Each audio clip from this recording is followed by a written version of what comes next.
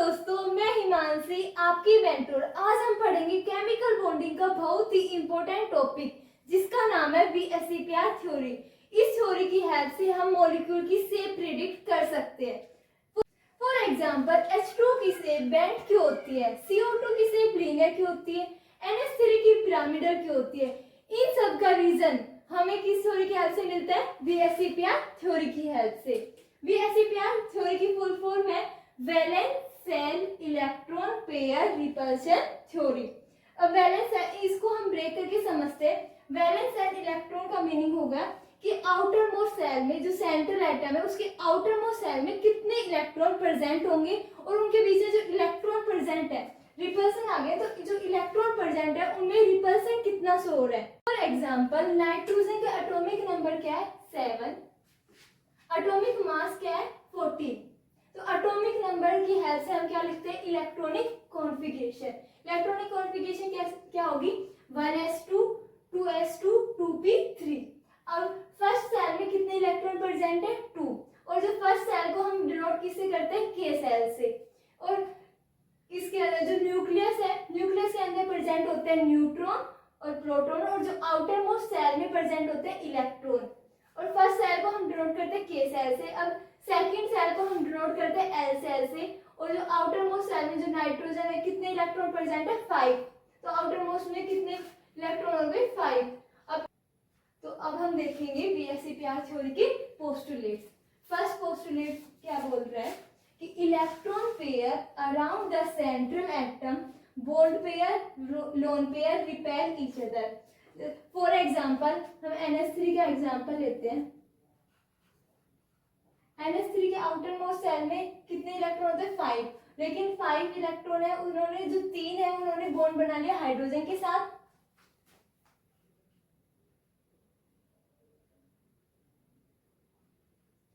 अब इसके पास 5 इलेक्ट्रॉन है, 3 हाइड्रोजन के साथ बॉन्ड बना लिए, कितने बचे, 2 इलेक्ट्रॉन। और 2 इलेक्ट्रॉन मिलकर क्या बनता है, एक 1 लोन पेयर। तो इसके पास कितना है, 1 लोन पेयर। तो इनको जो सेंट्रल एटम के बीच में जो लोन पेयर और बॉन्ड पेयर है, इनके बीच में जो रिपेल कर रहा है, रिपल्सन, उनको ही क्या ये बता रहा है इसमें, ठीक है। Second, electron pair arrange themselves as far apart as possible to minimize repulsion, कि इलेक्ट्रॉन अपने रिपल्सन कम करने के लिए एक दूसरे से दूर जाएंगे। जैसे अब लोन पेयर और बॉन्ड पेयर बीच में रिपल्सन होगा तो एक दूसरे से दूर जाएंगे, कि मिनिमाइज करेंगे कि वो अपने एटम को स्टेबल बना सके, ठीक है। Second, third point, valence electron of central atom decide the shape of the molecule. जो इलेक्ट्रॉन नाइट्रोजन के पास आउटर मोस्ट सेल में 5 इलेक्ट्रॉन है, और जो वैलेंस इलेक्ट्रॉन है यही इसकी क्या डिसाइड करती है, शेप मॉलिक्यूल्स की। अब हम देखते हैं order of repulsion. Order of repulsion में जो lone pair repulsion is greater than lone pair bond pair greater than bond pair. अब 2 लोन पेयर ले लेंगे, 2 बॉन्ड पेयर, तो जो लोन पेयर के बीच में ज्यादा रिपल्सन होगा as comparison to bond pair. अब हम एग्जाम्पल के साथ देखते हैं, जैसे वाटर का एग्जाम्पल लिया। अब वाटर में अब ऑक्सीजन के आउटर मोस्ट सेल में कितने इलेक्ट्रॉन है, 6। अब ये 2 बॉन्ड किसके साथ बना रहा है, हाइड्रोजन के साथ। 2 हाइड्रोजन के साथ बॉन्ड बना लिया। अब टोटल इसके पास 6 है, 2 इसने बॉन्ड बना लिए, तो 2 क्या हो गए, लोन पेयर। अब हम ये फाइंड आउट कर सकते हैं कि कितने बॉन्ड पेयर होंगे, कितने लोन पेयर, ये हम फाइंड आउट करेंगे स्टेरिक नंबर की हेल्प से। तो इसने 2 बॉन्ड बना लिए, 2 लोन पेयर। अब इनके बीच में रिपल्सन ज्यादा होगा। अगर यहाँ पे लोन पेयर के बीच में रिपल्सन ज्यादा होगा तो जो एंगल है OH का जो एंगल है वो क्या हो जाएगा, कम हो जाएगा। तो बॉन्ड एंगल क्या हो जाएगा हमारा, डिक्रीज हो जाएगा।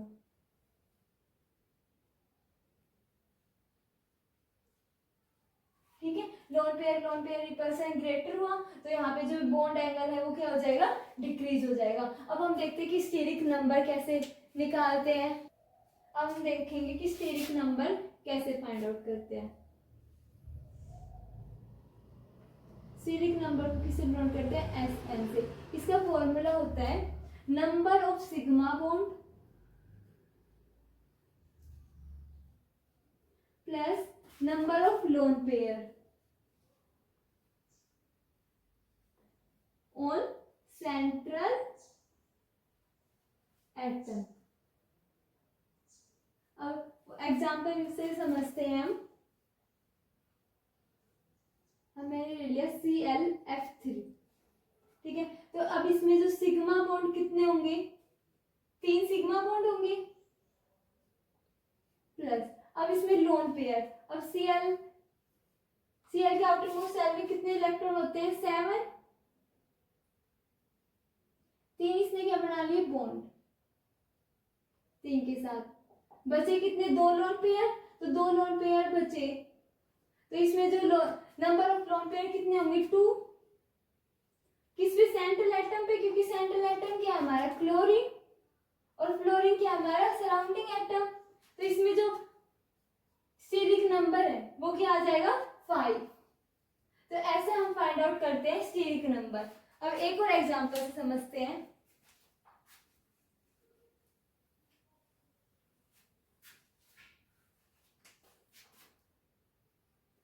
अब हमने ले लिया BCl2।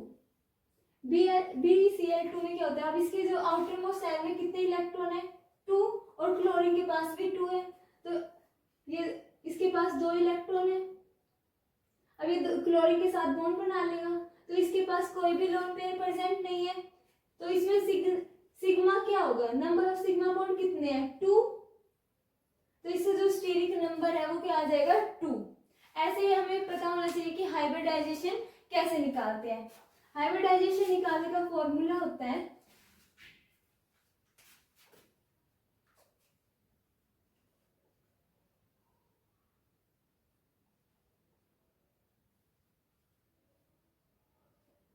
हाइब्रिडाइजेशन नंबर को HN से डिनोट करते हैं। इसका फॉर्मूला होता है 1/2 number of valence electron on central atom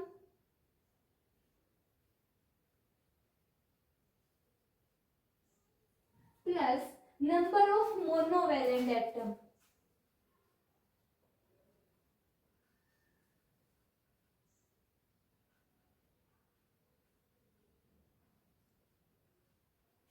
plus अगर नेगेटिव चार्ज है वो ऐड होगा, और जो पॉजिटिव चार्ज है वो माइनस होगा, माइनस पॉजिटिव चार्ज।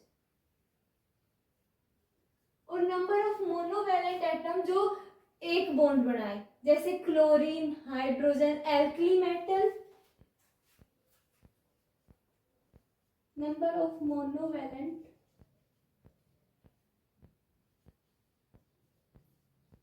एटम कौन कौन से होते हैं, जो एल्कली मेटल होते हैं। एल्कली मेटल कौन से, हाइड्रोजन, लिथियम, सोडियम, ठीक है।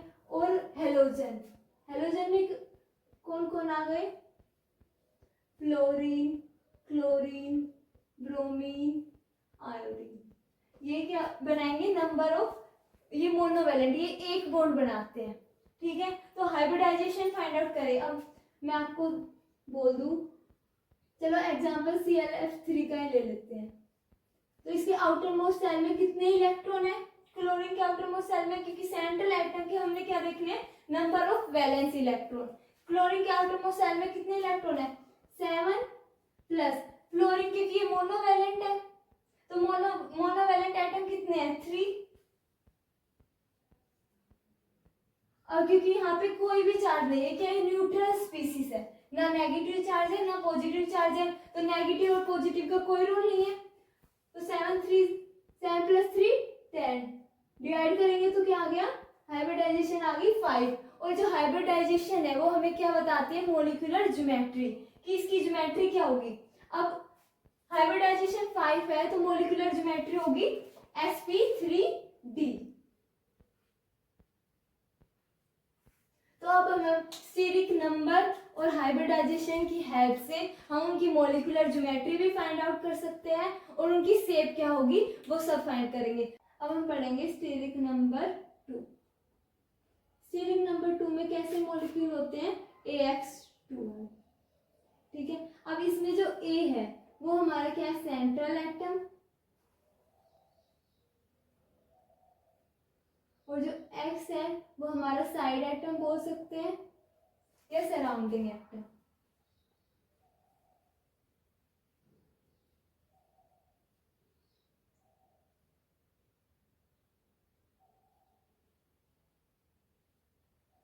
Surrounding atom.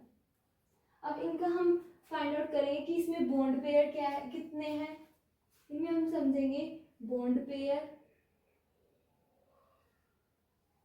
लोन पेयर, और उनकी शेप कैसी है, मॉलिक्यूलर ज्योमेट्री,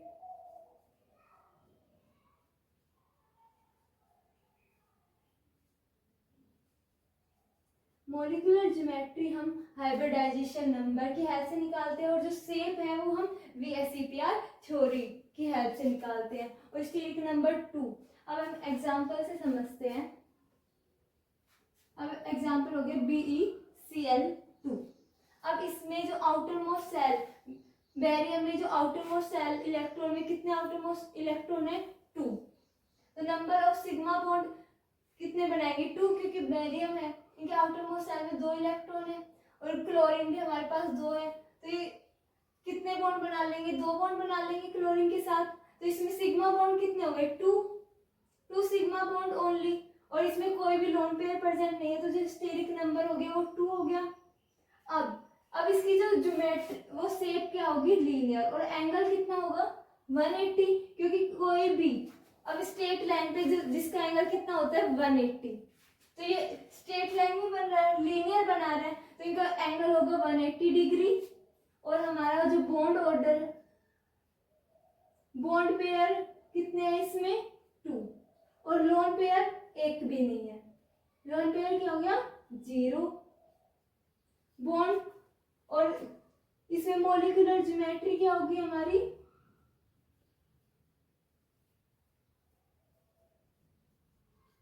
SP, और शेप हमारी होगी लीनियर।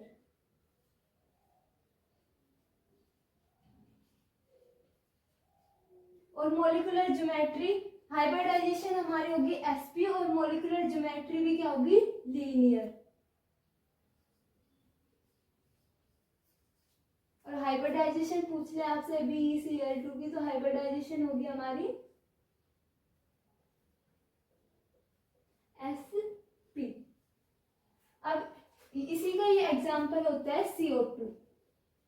CO2 कैसे होगा, क्योंकि कार्बन के पास आउटर मोस्ट सेल में कितने इलेक्ट्रॉन है, 4 इलेक्ट्रॉन, और ऑक्सीजन कितना डबल बॉन्ड बनाता है, तो इसके साथ ये डबल बॉन्ड बना लेगा, तो इसमें कोई भी लोन पेयर प्रेजेंट नहीं है, तो लोन पेयर 0 हो गया, बॉन्ड पेयर कितना हो गया, 2।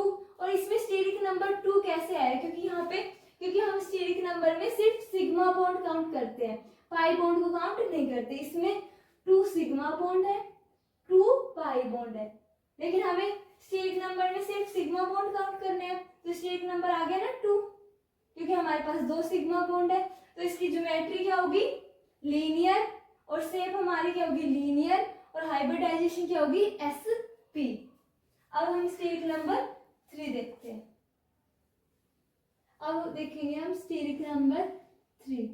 स्टीरिक नंबर 3 में क्या होता है, इसमें हम फॉर AX3, अब इसमें ये सेंट्रल एटम है, ये साइड एटम है, ठीक है।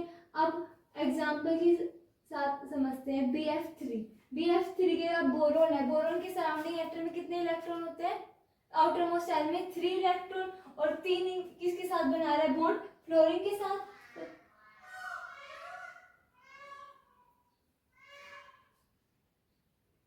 तो इसकी जो ज्योमेट्री क्या होगी, अब इसमें कोई भी लोन पेयर प्रेजेंट नहीं है, क्योंकि बोरोन के सराउंडिंग वो सेंट्रल एटम में 3 ही इलेक्ट्रॉन थे, और फ्लोरीन के साथ उसने बॉन्ड बना लिया, तो कोई भी लोन पेयर प्रेजेंट नहीं है। तो इसमें जो लोन पेयर होंगे वो 0 होंगे, और बॉन्ड पेयर कितने हैं, 3, क्योंकि फ्लोरीन के साथ 3 बॉन्ड बना रहे हैं। तो बॉन्ड पेयर हमारे हो गए 3, और जो मॉलिक्यूलर ज्योमेट्री क्या होगी, ट्राइगोनल प्लेनर,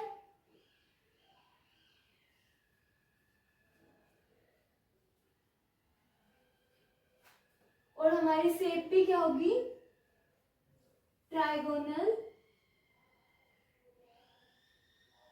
प्लेनर, और हाइब्रिडाइजेशन क्या होगी,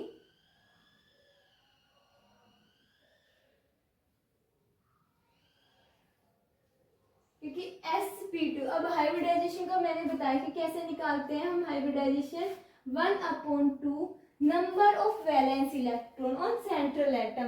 वैलेंस इलेक्ट्रॉन कितने बोरॉन में, 3, plus number of monovalent atom. Monovalent atom कितने, फ्लोरीन, फ्लोरीन मोनोवैलेंट एटम है तो फ्लोरीन 3।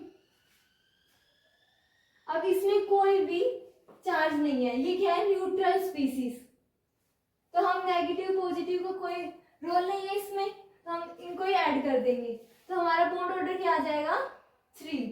हाइब्रिडाइजेशन क्या आ जाएगी, 3। तो हाइब्रिडाइजेशन 3 होगी तो इसकी क्या होगी, sp2। और इसमें एंगल कितना होगा, बॉन्ड एंगल। अब बॉन्ड एंगल बॉन्ड ऑर्डर के हिसाब से, क्योंकि इसमें क्या बनाते हैं, ट्राइगोनल, तो इसका जो बॉन्ड एंगल होगा वो क्या होगा, 120 डिग्री।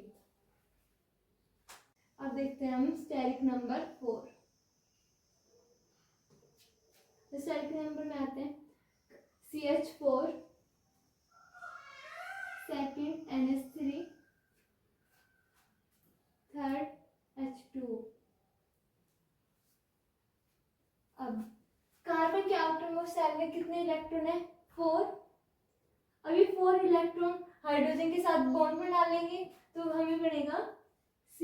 कार्बन के पास 4 है, अब ये चारों इलेक्ट्रॉन हाइड्रोजन के साथ क्या बना रहे हैं, बॉन्ड बना रहे हैं, तो इसमें कोई भी लोन पेयर प्रेजेंट नहीं है, तो बॉन्ड पेयर क्या हो गया हमारा, 4, और लोन पेयर हमारे हो गए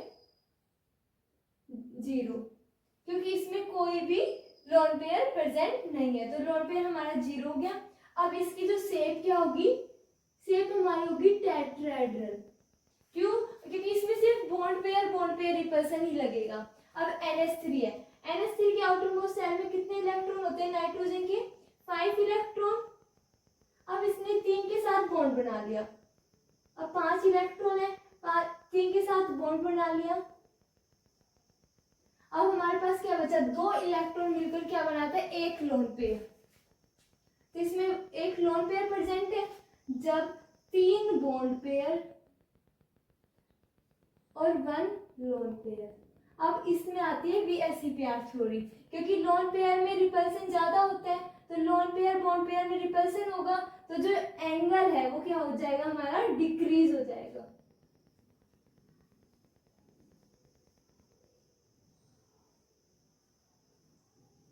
क्योंकि हम स्टेरिक नंबर 4 के ही एग्जाम्पल है। अब इसकी जो हाइब्रिडाइजेशन होगी वो क्या होगी हमारी, sp3, और मॉलिक्यूलर ज्योमेट्री क्या होगी हमारी, टेट्राहेड्रल। और जो शेप, अब इसकी हम शेप कैसे बताएंगे, क्योंकि शेप में ज्योमेट्री में हम काउंट करते हैं lone pair plus bond pair. Geometry decide करते वक्त हम लोन पेयर भी देखेंगे और बॉन्ड पेयर भी, लेकिन शेप, अब हमें शेप प्रिडिक्ट करनी हो तो हम लोन पेयर को काउंट नहीं करेंगे, ओनली बॉन्ड पेयर देखेंगे। बॉन्ड पेयर, अब इसमें हम लोन पेयर को काउंट नहीं करेंगे, तो हम शेप क्या होगी हमारी इसमें, ट्राइगोनल पिरामिडल। अब हम ये लोन पेयर छुपा लेंगे तो शेप देखते वक्त क्या बन रही है, ये ट्राइगोनल पिरामिडल शेप बन रही है। अब ऐसे ही वाटर का देखते हैं। अब ऑक्सीजन के आउटर मोस्ट शेल में कितने इलेक्ट्रॉन है, 6 इलेक्ट्रॉन। अब इसने 2 के साथ बॉन्ड बना लिया,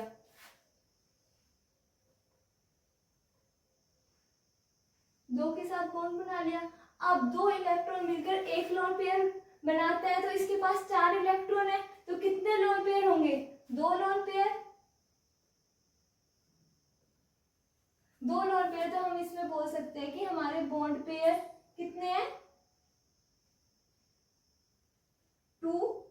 और लोन पेयर कितने हैं 2। अब इसमें जो लोन पेयर के बीच में रिपल्सन ज्यादा होगा और एंगल हमारा क्या होगा डिक्रीज हो जाएगा। और इसमें आपसे पूछ ले कि शेप क्या है, H2O की शेप क्या होगी हमारी बेंट। अब समझ आया मैं क्यों बोल रही थी कि H2O की शेप बेंट क्यों होती है, क्योंकि ये जो लोन पेयर इसमें 2 लोन पेयर है, उनकी वजह से ये जो स्ट्रक्चर है वो डिस्टोर्ट हो जाता है, उसकी वजह से हमारी कैसी शेप हो जाती है बेंट, या इसको हम बोल सकते हैं वी शेप। और हमारी जो मॉलिक्यूलर ज्योमेट्री होगी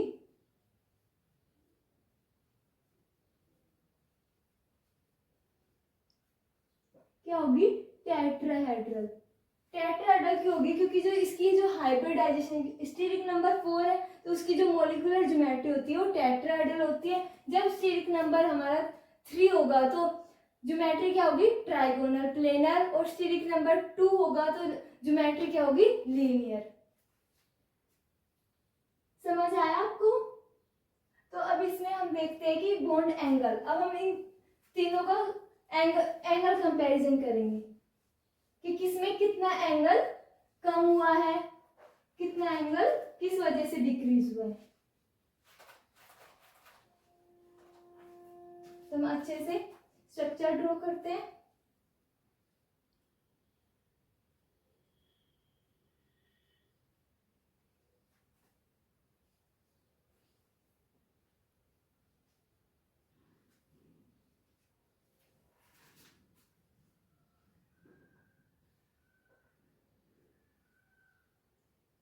देखो नॉर्मल जो टेट्राहेड्रल का एंगल होता है वो हाइड्रोजन का 109.5 डिग्री।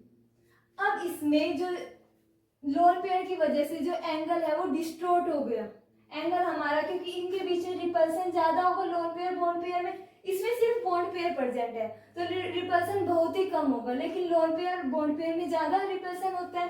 तो इस वजह से जो एंगल है ये इनके बीच रिपल्सन होने की वजह से जो इनका जो एंगल है वो क्या हो जाएगा डिक्रीज, और इसमें एंगल बन जाएगा 107 डिग्री। अब इसमें कितने प्रेजेंट है 2 लोन पेयर प्रेजेंट है, तो 2 लोन पेयर की वजह से रिपल्सन होगा, तो इसमें एंगल इससे भी कम हो जाएगा, क्योंकि यहाँ पे रिपल्सन ज्यादा होगा तो जो इनका एंगल है वो क्या हो जाएगा कम, और 104 डिग्री 104 डिग्री का क्या बना लेंगे एंगल। तो अगर लोन पेयर ज्यादा होंगे तो जो एंगल है वो क्या हो जाता है कम। अब हम समझते हैं स्टीरिक नंबर 5 का। अब इसमें होते हैं PCl5 SF4 ClF3। अब देखो अब इसके फॉस्फोरस के आउटर मोस्ट शेल में कितने इलेक्ट्रॉन होते हैं 5, और ये 5 इलेक्ट्रॉन है, और हमारे पास क्लोरीन में कितने प्रेजेंट है 5, तो इसमें ये जो 5 इलेक्ट्रॉन इनके साथ क्लोरीन के साथ बॉन्ड बना लेंगे तो कोई भी लोन पेयर प्रेजेंट नहीं होगा।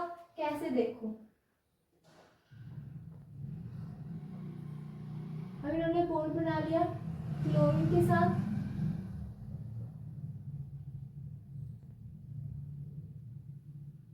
अब देखो इसमें कोई भी लोन पेयर प्रेजेंट नहीं है तो हम लिखेंगे बॉन्ड पेयर कितने हैं 5, लोन पेयर 0। ठीक है, अब इसमें देखते हैं सल्फर के आउटर मोस्ट शेल में कितने इलेक्ट्रॉन होंगे 6 इलेक्ट्रॉन, और फ्लोरीन कितने हैं 4, तो जो 4 इलेक्ट्रॉन है 4 इलेक्ट्रॉन के साथ फ्लोरीन बॉन्ड बना लेंगे तो हमारे पास एक वैलेंस एक लोन पेयर प्रेजेंट होगा।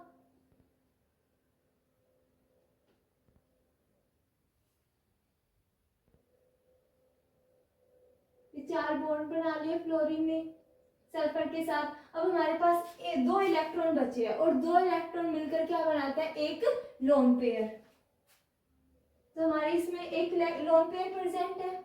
अब ClF3 में देखते हैं, अब इसमें लिख सकते हो बॉन्ड पेयर कितने प्रेजेंट है 4, और लोन पेयर कितने प्रेजेंट है 1।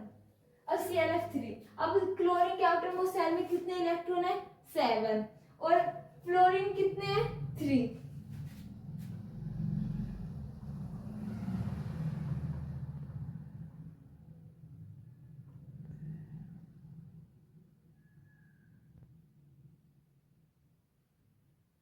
अभी 3 बॉन्ड बना लिया। अब इसके पास कितने बचे, 4 इलेक्ट्रॉन, और 2 इलेक्ट्रॉन मिलकर क्या बनता है, एक lone pair.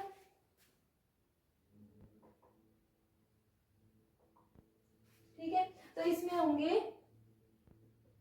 Bond pair 3, lone pair 2।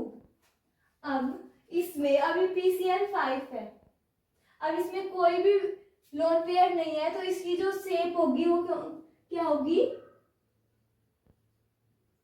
Trigonal bye pyramidal. और मॉलिक्यूलर ज्योमेट्री भी क्या होगी, ट्राइगोनल बाय पिरामिडल।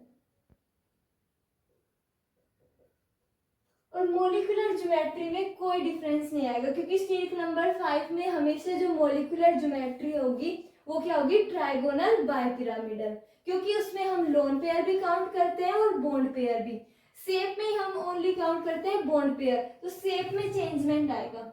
अब इसके पास सिर्फ एक क्लोरीन है, एक लोन पेयर प्रेजेंट है, तो एक लोन पेयर की वजह से लोन पेयर और बॉन्ड पेयर में रिपल्सन होगा, उसकी वजह से जो शेप है हमारी क्या होगी, सी सो।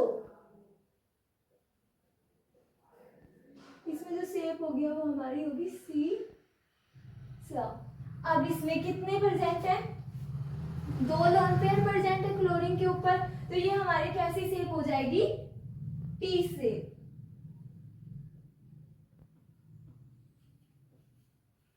और हाइब्रिडाइजेशन क्या होगी हमारी, इसमें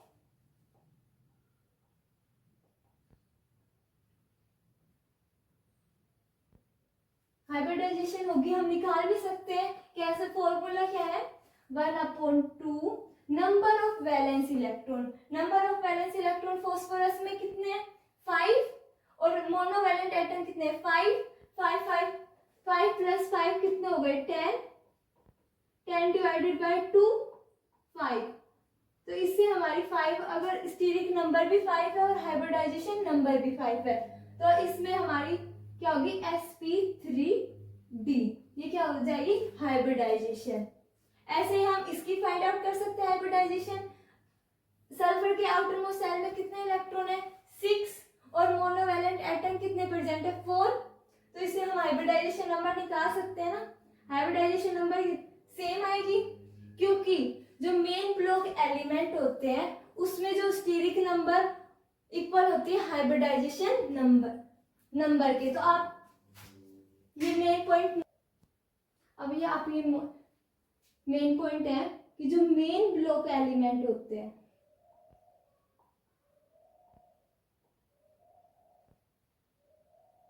मेन ब्लॉक एलिमेंट क्या होते हैं, जो एस और पी ब्लॉक के जो एलिमेंट होते हैं उनको ही हम क्या बोलते हैं, मेन ब्लॉक एलिमेंट।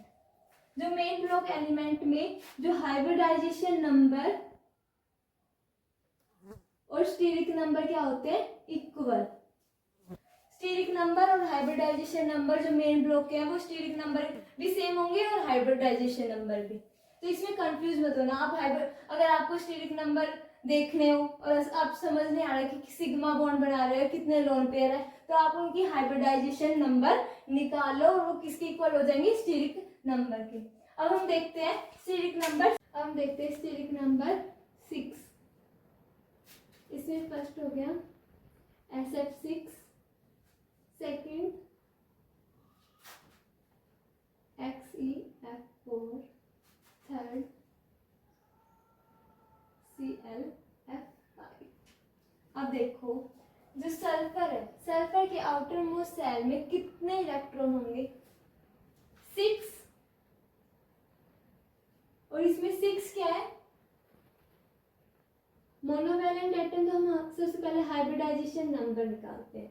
अभी हमने देखा ना कि जो स्टीरिक नंबर है वही हाइब्रिडाइजेशन नंबर, क्योंकि ये मेन ब्लॉक एलिमेंट है सल्फर, और Xe भी मेन ब्लॉक है और क्लोरीन भी, क्योंकि ये पी ब्लॉक में आते हैं, और पी ब्लॉक जो सारे होते हैं वो किस में आते हैं, मेन ब्लॉक में, और s ऑर्बिटल वाले भी किस में आते हैं, मेन ब्लॉक में।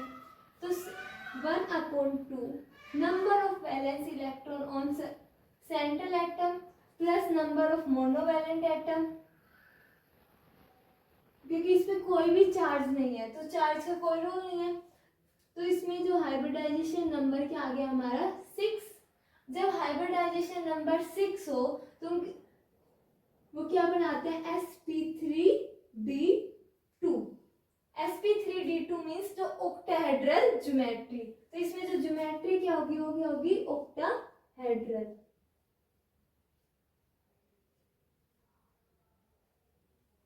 ठीक है, अब इसमें देखो हम हाइब्रिडाइजेशन नंबर, क्योंकि स्टेरिक नंबर तो हमें पता है, लेकिन हाइब्रिडाइजेशन नंबर भी स्टेरिक नंबर के इक्वल होगा। लेकिन हम फाइंड आउट कर लेते हैं कि एक्सी में क्या होता है कि आउटर मोस्ट इलेक्ट्रॉन कितने होते हैं 8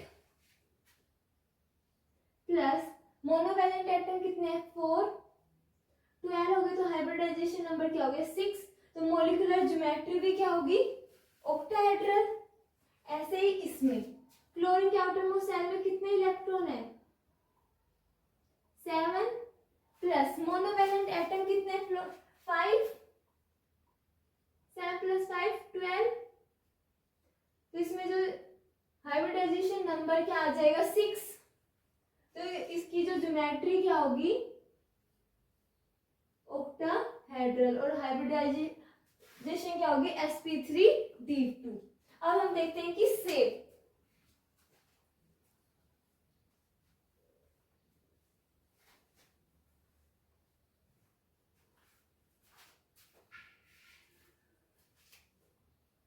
शेप कैसे निकालेंगे, सल्फर है, सल्फर के आउटर मोस्ट शेल में 6 इलेक्ट्रॉन होते हैं, ये 6 के साथ बॉन्ड बना रहे हैं।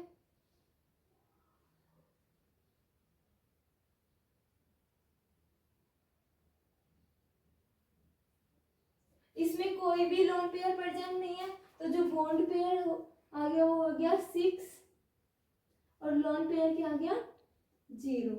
अब बॉन्ड पेयर इसकी जो शेप क्या होगी हमारी ऑक्टाहेड्रल। अब इस XeF4 की शेप देखते हैं। Xe में आउटर मोस्ट शेल में 8 इलेक्ट्रॉन होते हैं,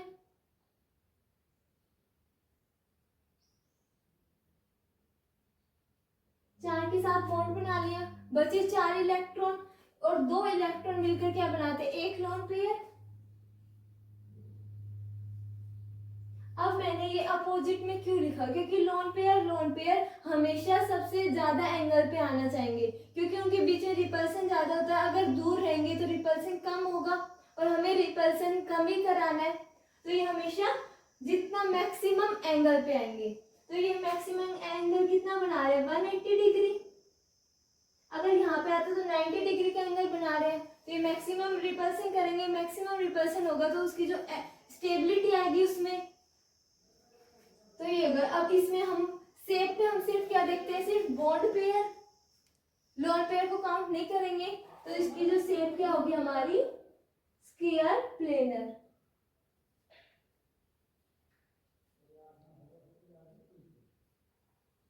ठीक है, अब इसकी देखते हैं।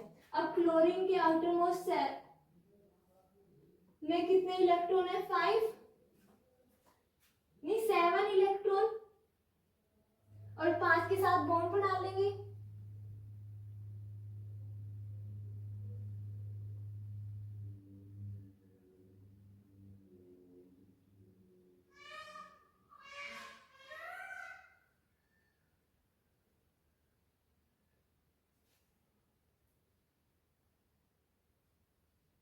अभी इसके पास कितना सिर्फ 1 इलेक्ट्रॉन, अभी इसके पास 1 इलेक्ट्रॉन है, तो ये मैक्सिमम एंगल इसे कहीं भी रख दो, यहाँ पे रख देते हैं।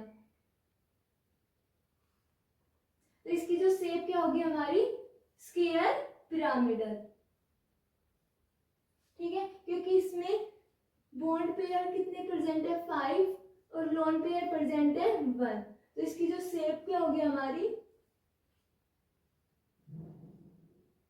Square pyramidal.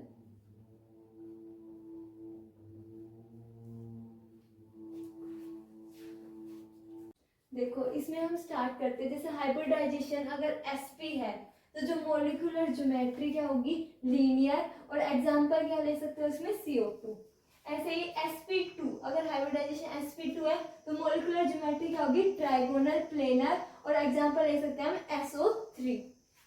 अब sp3, हाइब्रिडाइजेशन sp3 ले लें तो मोलिकुलर ज्योमेट्री क्या होगी, टेट्राहेड्रल, और एग्जांपल हो गया CH4।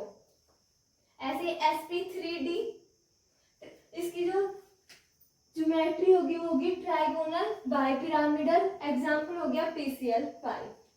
अब हाइब्रिडाइजेशन sp3d2 ले रहे हैं तो ज्योमेट्री क्या होगी हमारी, ऑक्टाहेड्रल, और एग्जांपल होगा SF6। अब आप ये क्वेश्चन करना, I3 नेगेटिव, इसको हम ऐसे भी लिख सकते हैं I2 नेगेटिव। अब आप बताना कमेंट में कि इसकी शेप क्या होगी, ज्योमेट्री क्या होगी, इन सब का आप आंसर देना। आई होप आपको ये लेक्चर पसंद आया होगा। अगर आपको ये लेक्चर समझ आया है तो प्लीज़ इस वीडियो को लाइक, शेयर एंड सब्सक्राइब करना। Thank you everyone.